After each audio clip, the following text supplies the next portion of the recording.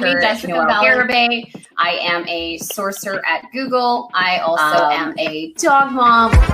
But my name is Shannon Whittington, and I am a clinical nurse educator. You don't have got a calculator. Of course you do. Of course you do. Your strategy. Yes. Hello. Welcome. What up? I am a man of faith. I am a motivator. I am the.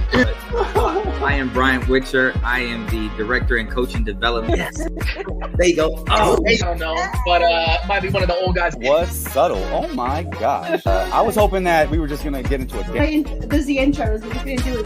Kevin, would you mind doing a little intro for yourself? Why don't you go throw it at her? Yes. It's vibrant and bright. But my name is Carmen Drummond, and here is my tiny mic. Yeah. Really loud. So Val, Jessica. Yes. Okay. Yes.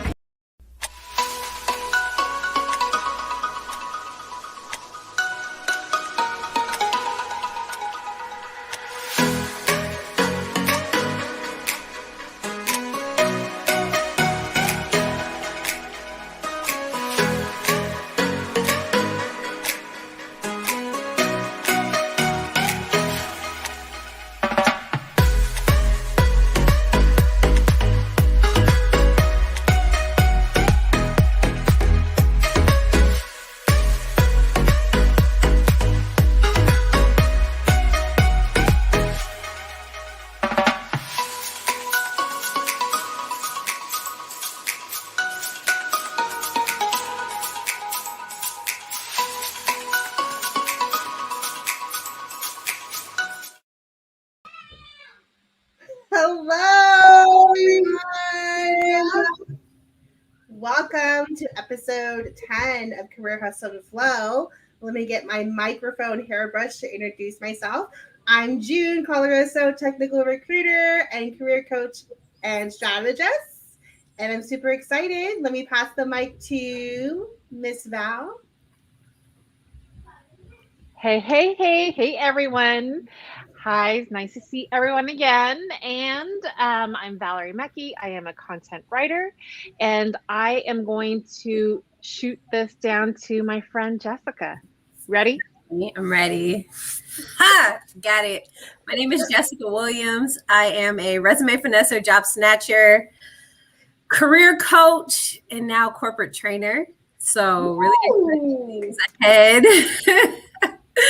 I am so excited. I'm so excited. I love these sessions because we get so many gems. I'm super excited for our guest today. Oh my gosh. And everyone, just for the disclaimer, this episode is not sponsored by Clorox. But they should sponsor They us. should. Have sauce. So They should. They have a ton of money now. They should be sponsoring so many little small keep businesses. us in mind, Clorox. Keep us in mind. Oh my gosh. I want to say hi to everyone in the comments. Gabe, thanks for jumping in. He says streaming jumping, but had to come over and watch the fireworks from these ladies tonight. Awesome. Hey, Jessica. And then I see Lee in the comments too. This is our second episode of this new season. We kicked off last week with season 2 with Jessica Escalera. And just a reminder, y'all, this show is for this community. We're here to empower you with some career advice to level up in your job search career, as well as provide some tips and advice for all those side hustlers out there. We are all here hustling on the LinkedIn streets, so we're all here to learn from each other. My daughter is about to crash in this episode. One second. Let me go back to the outlook. Hi, Internet. Hi, Internet. That's right. Speak your piece, little sis. Speak your piece. I see Sherry in the comments. Hey, Sherry. Hey. I love your content, Sherry. We need to meet soon. She's going to be going live tomorrow, I think on Andy's page, providing some tips to job seekers on how to promote themselves on LinkedIn. Okay. Excellent. We should have her on the show, by the way, if you're you watching too, us, Gabe. Sherry. Yes. And you Gabe, you gotta come on. Yes. All right. Who wants to do the lovely intro to our next guest? Val? I'm like staring at Val. I know. Things are okay. No problem here. I am so excited. And actually, I did a poll today and it was about burnout. So if you guys didn't check out the poll, put the vote in. What does burnout mean to you? Our next guest is a burnout strategist and a boundaries creator coach. We're going to have her share with us how to avoid it, what we should do. Without further ado, Jennifer Bassman. Let's throw the mic to her. Jennifer, catch the mic. Here we go. 1, 2, 3, go. Oh, that was perfect.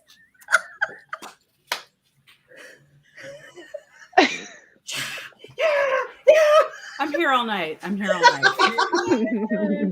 We're so lucky to have you because usually you're on Clubhouse or maybe on TikTok, but we'll talk about that in a second. So do you want to go ahead and introduce yourself? Oh, sure. I'm Jennifer Bassman. I'm a burnout and boundary strategist, which means that I help people learn how to either prevent, hopefully, or recover from burnout, as well as create boundaries that make them more productive and help them protect their time and their energy. So that's what I spend, and making TikToks, and I'm a dog mom to 4 fabulously monstrous rescue dogs. So got all that going on. I love that. You're like the perfect person to talk about boundaries and burnout, right? And how you especially as we're closing up the year, right? Like everyone might feel the pressure. Yep.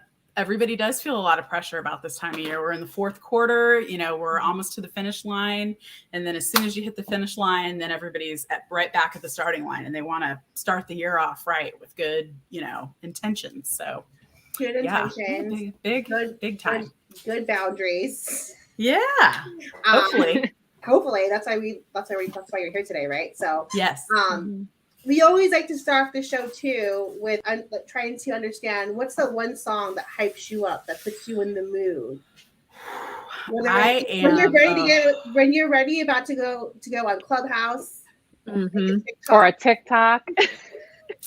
This answer might surprise people. Well, maybe not. I'm a child of the 80s and I grew up with Van Halen. So you can put any Van Halen song on and I will start rocking out, but Jump gets me every time. It gets me hyped. It gets me going. I'm ready to go. I just got the song in my head right now. Oh, good. It's a little earwormy, isn't it? Go ahead and jump. Got it? Yes. We gotta do a karaoke edition. Okay, oh my God, yes. Heck yes. All right. You already got your microphone ready to go. I know. Hairbrush microphone, Lysol wipes, you name it. Yes. All of it. We should still be sponsored, Clorox. Or Lysol, whichever one works. Okay, so let's go into the topics of the show. Who wants to go first? I'm curious. So let's talk about burnout, which I think we all experience from being entrepreneurs to professionals. How the hell do we set a boundary? What would that look like? Well, we're getting right in it. Let's go into the meat of it. Let's see what she's got. Bring it. I feel this. I'm Before you go into it, I want to know what inspired you to be a burnout coach? Oh, that's a good one too. Ooh, also a good question. So I burned out myself. This was back in the early 2010s. I don't know what we call that. Somebody loves Van Halen. Yes, savor the flavor. But I burned out myself, and my burnout lasted at least 2.5 years. It's really hard to tell exactly how long because most of us don't notice when we actually reach that point. It's a slow slide into it, and stress builds upon stress, and we don't really notice what's happening. As I was working through that burnout, there weren't very many resources available to help people recover. And the other problem too is not a lot of people were talking about it. We're getting used to that vernacular now. You're hearing it a lot from people. Thank you to the pandemic for bringing that into everybody's, awareness, which is a great thing. It stinks that more people are feeling it nowadays, but it's good that it's in people's awareness. And all of the information that I was finding was pretty much the same. And you can still Google and get that same information, which is not good.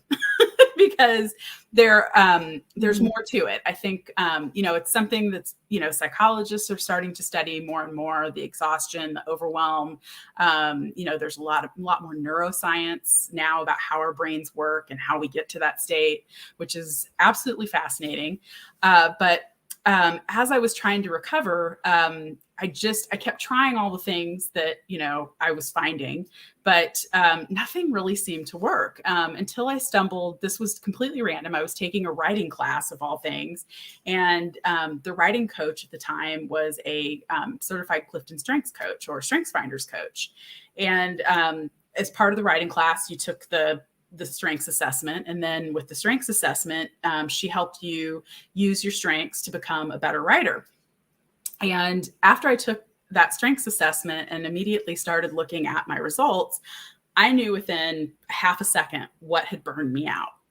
And there was also this light bulb moment that happened as well, that there's more to burnout than meets the eye. There's a lot of psychology that's behind it that nobody's really talking about.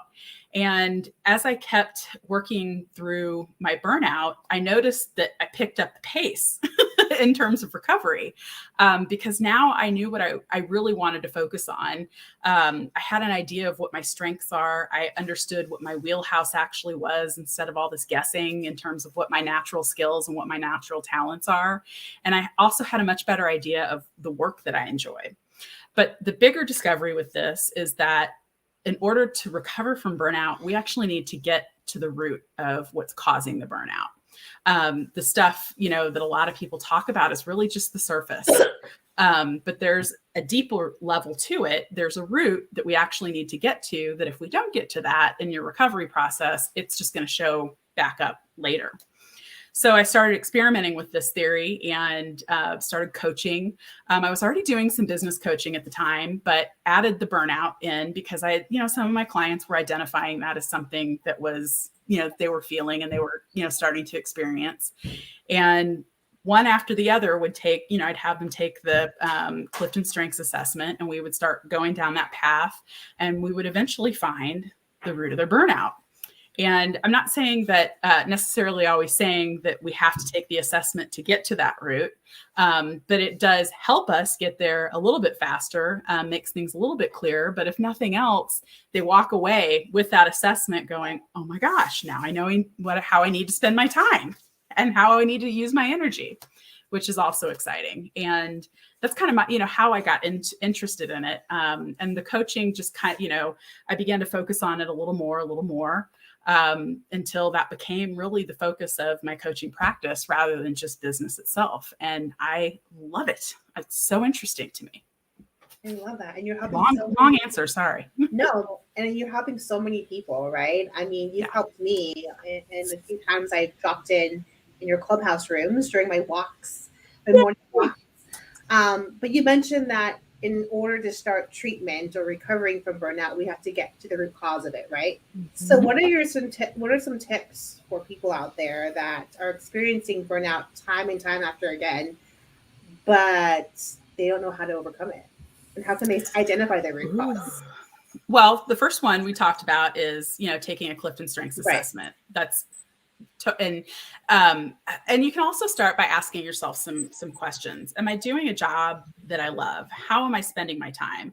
Is it spending, not necessarily just with work, but am I spending my time doing something that I enjoy, something that's practical, something that lights me up, that I want to get out of bed and I want to do? It's like music to my ears. Yeah. Oh yeah. This is what I write about. And I've actually had Jennifer quote some things on my blog. And I just wrote about this because the personality test does help, because you actually fall into this, I'm working and I'm like, now I'm a manager, but maybe that was never your strength to become a manager, but it just becomes a natural progression in your career because you're going to become a manager. And then you're smacked with burnout. Yeah. Yeah, because So- you know, you think, and we also think that's where we have to go with our careers, Yes. right? You know, we think that the natural thing to do in order to get ahead is that we've got to, you know, or to work up the ladder is that we have to go into Manage management, people. or we have to manage Mhm. people, manage employees, manage a budget. Mhm. You know, that's the only route we can go with our careers. And that was also Well, that's something. the company's route. Yeah. Yes. Right? And that is typical corporate America. Yeah. Typical corporate America, you know, you know, the path everybody takes. Mhm. Sorry, I'm an air quoter, y'all. But yeah, I mean, that's one of the things that I would love for people to start doing is questioning this world that they live in. You know, everybody says you should do this. Why? Why do I have to do it that way? You know, one of the misconceptions that I had about owning my own business, running my own business, is that I had to manage employees. Turns out I suck at it. I shouldn't be doing it. That is not something that is in my wheelhouse. In fact, some of the strengths that, you know, correlate with managing employees, those are all at the bottom of my, you know, 34 strengths ranked. So that further confirmed to me, yeah, I was definitely in the wrong job because I was spending a vast amount of my time, a majority of my time dealing with employees, and I was miserable. So yeah, you know, So taking the test and questioning those asking things. yourself questions. Okay. Asking yourself Is there questions. anything else Looking at to the get to the people core? Yeah, look at the people that you're surrounding yourself with, that you're surrounded by. You know, not just the negativity, but the you're not just looking for negativity. You're also looking for if there's any inspiration whatsoever to be a better version of you. If you're all kind of collectively just, you know, accepting the status quo and accepting things as, you know, as they come, or are you pushing each other? Are you inspiring each other to be different, to be better, to move forward in a way that's, you know, that works for you? Often we surround ourselves with people that we think we should be surrounding ourselves with, that we think we need to be surrounding ourselves with, but they're not people that really light us up, that really, you know, help us get, you know, to be the better version or the ideal version of ourselves. So, you know, those are all things to, you know, kind of look at to see if you can get to the core of why you're burning out. And it's not always the job. The first thing everybody looks at is the job. It's not always the job. Well, that's another thing I had a question is about, like, some people, do you think that burnout is caused by something that you do, maybe being a people pleaser, or you find that burnout is because of management?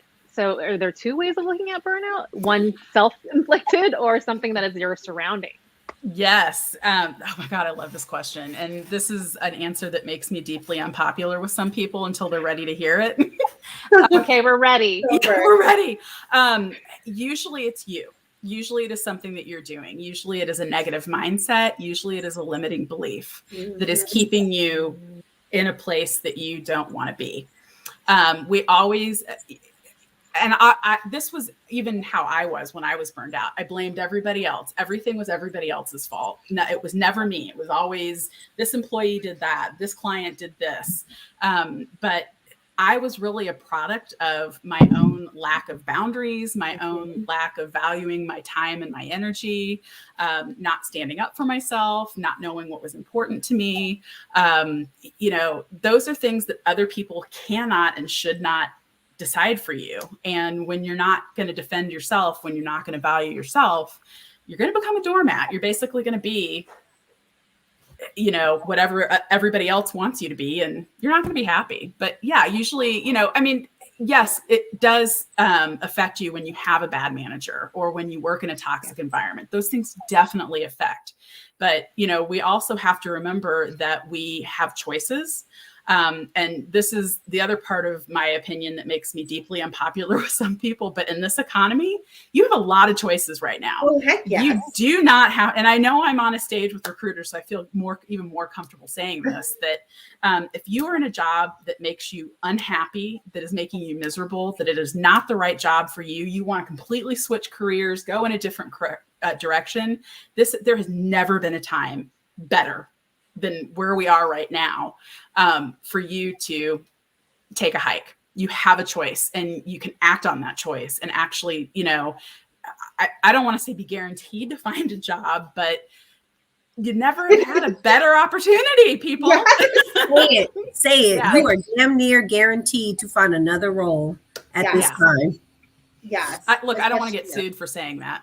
No, I mean, everyone knows this whole great resignation. Everyone's like, I think it was 4 million people quit their jobs. In August. 4.2 million. Just in August. Just in August.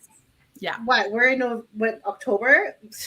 And with this job market and with so many companies working remotely, there's so much opportunity. And I like how you mentioned too that it all starts with us as far as taking ownership, right? And stop blaming stop blaming the burnout on other people. Because at the end of the day, we have control on what we say yes to, who we say yes to, where we dedicate our time to.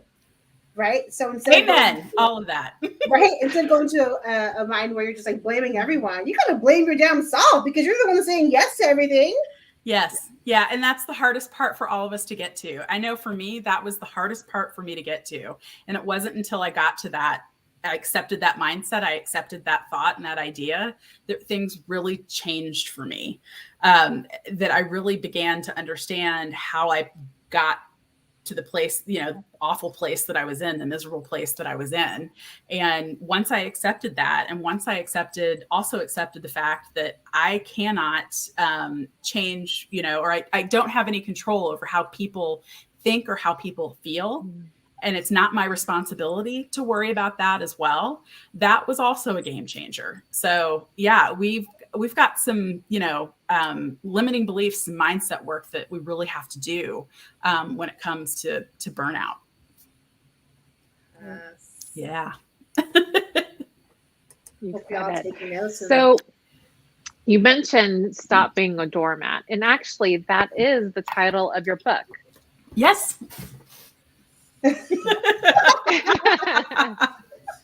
I'm like Vanna. Yes. Yeah. So when was the book launched? Was it last year? When was it launched? And tell us a little bit more about it. Sure. My book was published. I self-published. If anybody has questions about that, please call me too. I do. That was a cool opportunity experience. there, right? You're talking about opportunity. Yeah, that's don't wait. Another one that I love that people don't recognize that there's so many ways you can self-publish. Yes. Okay, keep going. Yeah, so I published it in October of 2020. And this is where part of it was the pandemic allowed me to hush my side gig so I could really focus on one of my passions, which is writing.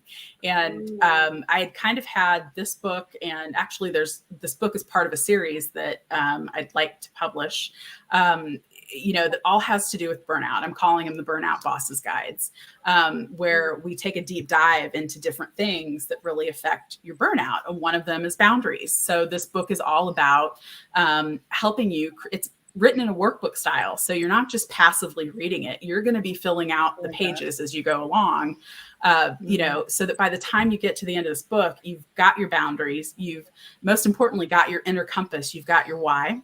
But you also know how to enforce them. You know how to communicate them with other people. It's not going to be this great big mystery anymore.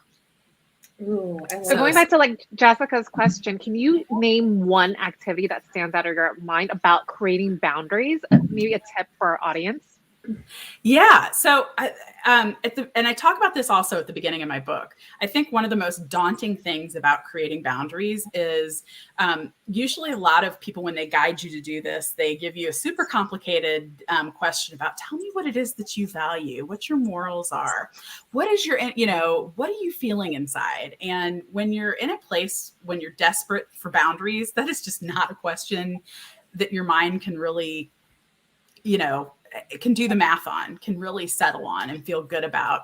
And so the way I went about creating my own boundaries is I thought about the things that were angering me, making me resentful, that were pissing me off on a regular basis. And it turns out that the polar opposite of those things those are actually things that you value. They're things that, really you really care about, and they're important to you, and they're things that you want to protect. And I know I use this example frequently, but it's one of the most powerful examples in my story is I had no idea how much I valued time, how much I valued my own time, really. I was frequently flustered and frustrated with my clients for being late, for not being specific about what time they wanted to meet. I call it the ishes. I'll be there about 2-ish. And I'd just go, okay. And 2-ish, what the hell does ish Even though mean? it's really deeply bothered you inside, right? But you still said okay. I mean, you could see, so you can tell when I'm getting pissed because all this redness rises up in my neck. And yeah, every time somebody would say that to me, I can feel it. Like, I can feel it getting warm and hot, and all this redness was coming up. But I didn't fight back, even though it was crushing me on the inside. And I knew what it was doing to my schedule, and I knew what it was doing, to all the other things that I needed to, get done that day. So, I mean, it was affecting other clients. It wasn't just affecting my schedule. It was affecting my other clients, and deeply affecting my business. But I didn't know why I needed to say, well, I need a specific time. I didn't have the voice inside of me saying, Jennifer, you need a specific time so that you can, maintain your schedule for all your clients and not, spend the rest of your day apologizing because you're running late or because you couldn't get something done. And what that turned into was me sitting down and going, holy crap, I value my time. What does that look like? What does that look like when somebody values their time? What things do I need to be saying? What things do I need to be implementing? And the first time I had to tell a client that that regularly gave me the ish, as I say, regularly gave me the ish. I was sweating profusely. I was afraid. I mean, this had been a client, somebody had been with me for years. And I was really I was terrified they were going to fire me on the spot and get frustrated with me. They didn't care. They didn't even notice when I had this conversation. They said they'd be there 1-ish. And I went, well, I need this, if it's okay with you, I need to get a more specific time. Could we say between 1:15 and 1:30? Does that work? Oh yeah, that's totally fine. Oh yeah, that's perfect because I can do blah, blah, blah, blah, blah, blah. And, which doesn't always happen that they tell me all the things that are good, but, basically right over her head that I had a problem with anything. It was just me telling her what I needed, like a human being, like a normal person. But a people pleaser, we have all these other things going on inside of our head. We're telling ourselves all these other stories.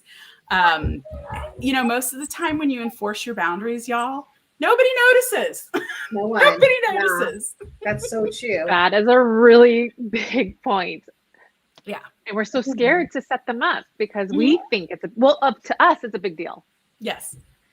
Yes. I think it's too, just because I'm just like a people pleaser that I'm mindful of people's feelings and then I put my feelings aside. Yep. Very common. What's important to me, right? Yeah. Yeah. But if you did Jennifer's exercise, if it really bothers you, you kind of have to okay, if that bothers me, then I got to protect it, right? Right? Is that the exercise in a way? Yeah, in a way, yeah. So here's the reverse engineering. Yeah. So she's identifying that she, the outcome, or how her boundaries as a whole. She's worried about what other people are going to think and how other people are going to feel about them. And the truth is, and this is another difficult pill for some people to swallow, that it doesn't matter what other people think. These are your truths. These are the things that you need. And as long as you're clearly communicating to the world, this is what I need. It doesn't matter the other side's, interpretation of that because you have zero control over that, June. You don't have any way to control what they're thinking or what they're going to feel or how they're even going to respond to you. And so, hi. So cute. I can't control this little one. Oh, it's totally fine. There you go. Usually a dog pops up, or in Valerie's experience, my mom just wanders in. Yeah, she came in one time. Yeah, it was awesome. On the phone. It was awesome. But this is like a session, a real life session. Yeah. So we just pretty much got a taste of what it feels like to be reading your book or your course. Yeah. Yeah, I mean, this is exactly it. And one of the biggest, other than, taking the time to figure out what's anchoring you and what's frustrating you or what you value, you really need to spend some time getting to your inner why, because when you know what it is and why it is, not only what it is that you need to protect, but why you need to protect it, you're going to be a lot more likely to want to enforce your boundaries, be more confident in enforcing your boundaries as well, because you'll kind of have this inner voice, talking to you all the while that somebody's trying to, take advantage of you. Play with tug on your heartstrings, and you'll have this, you won't be listening to the heartstrings being tugged. You won't even feel it. You'll just kind of have this inner monologue that you've practiced a million times, going, yeah, but I really have other things I've got to get to today. I've got my kids' baseball game. I've got to, I promised my husband we'd have a dinner date tonight. And if I accept this, responsibility, I'm not going to be able to go do those things. And they came to me, at the last minute. This is, somebody trying to make their crisis my emergency kind of a situation. So your brain, once we start, we make those new pathways around creating boundaries. Once we start, practicing that over and over again, it becomes more of a habit that's automatically what you start thinking about, and you stop worrying as much how other people are going to react. And it becomes more, well, I'm getting my stuff done. This is awesome. I'm actually a productive person. This is working. And that becomes more important to you. And that's great. It sounds selfish, but it's great. Well, that kind of leads us into our last question, which is once you have found out your inner, why, you're kind of getting into the flow, because it becomes more natural and a habit to set up those boundaries. So you're kind of free and clear to feel good and move forward. So tell us, what does it look like for you, Jennifer, when you're in the moment of flow? Describe that to us. I also want to say this too. When you describe your state of flow, I'm showing your TikToks here, because what we mean about that is and I'm going to share the link on. Oh, I'm laughing. You literally blew up overnight, but yes, people need to follow her. Yes, she has great actionable, fast tips about how you can avoid burnout on her TikTok page. But when you talk about describe the state of flow, what does that look like for you when you're in the most creative, energetic flow? Whether it's listening to music, when you're outside. Oh, people are leaving me the hell alone. That's what that looks like. In fact, I've kind of had to wrestle with that the last couple of days. One of the things that I know about myself is I don't do well with constant interruption. And so I can't have my phone nearby. My dogs kind of have to be somewhere else. The TV's got to be off. I can listen to music, kind of eventually, goes to the background, but I can't have people interrupting me. My husband can't be asking me about some mail that came in, because he also works from home, and a room down the hall. So, it's just very easy to be interrupted. And so a constant state, to answer your question, probably doing TMI right now, is really, not having my boundaries set up and been very clear with, hey, I can't be interrupted right now. And I'm actually getting to focus on the screen in front of me and getting, to write my comedy and my shenanigans for TikTok, and, get my blog posts up, and, get my course material finished, and all my sales funnels and all those other crazy things. I'm not good at the up, down, start, stop, that just not good at that. So I've created boundaries to allow that to happen, which sometimes means I have to say, beat it, nerd. Pound sand. Give me my space. Yeah. Yes. Love that. Well, thank you so much, Jennifer. I hope to have you back again. Oh, thank you. I'd love to come back. Love to come back. After I read your book, for sure. Oh, definitely. Where can people find you? I did drop your link of your TikTok and LinkedIn in the comments, but where else can people find you? You can, as you mentioned before, find me on Clubhouse. I'm on Instagram. I have a website, jenniferbassman.com. You can also reach out to me via email at jennifer@jenniferbassman.com. Everything is Jennifer Bassman somehow. Remember, so, good one. Just think Jennifer Bassman, put a .com behind it. You should be able to find me. Well, thank you so much for joining us. You gave us so much wonderful tips. Oh my God. I loved every second. It's so good to see you ladies. Great to meet you, Jessica. And so good to see June and Valerie. Yes. I mean, I had a blast with this. I could stay on here all night. I'll go grab a bottle of wine. You know, we can sit and chat. We'll bring you back after I read your book for sure. I really want to read it because I need that in my life right now. Good. Good. It's available on Amazon, y'all. Amazon, yes. And can you share the name of the book one more time? The name is Stop Being a Doormat. Stop being broken. You heard it, people. Go on Amazon and go ahead and order it and leave a review. Please. Yes. A good review. Yeah, good review. Or she'll come and find you. That's another option. All right. Well, thank you so much, Jennifer. Thank you, everyone, for tuning in. If you're watching the replay, let us know. #replay. And we will see you soon next week. Bye. Bye. Bye.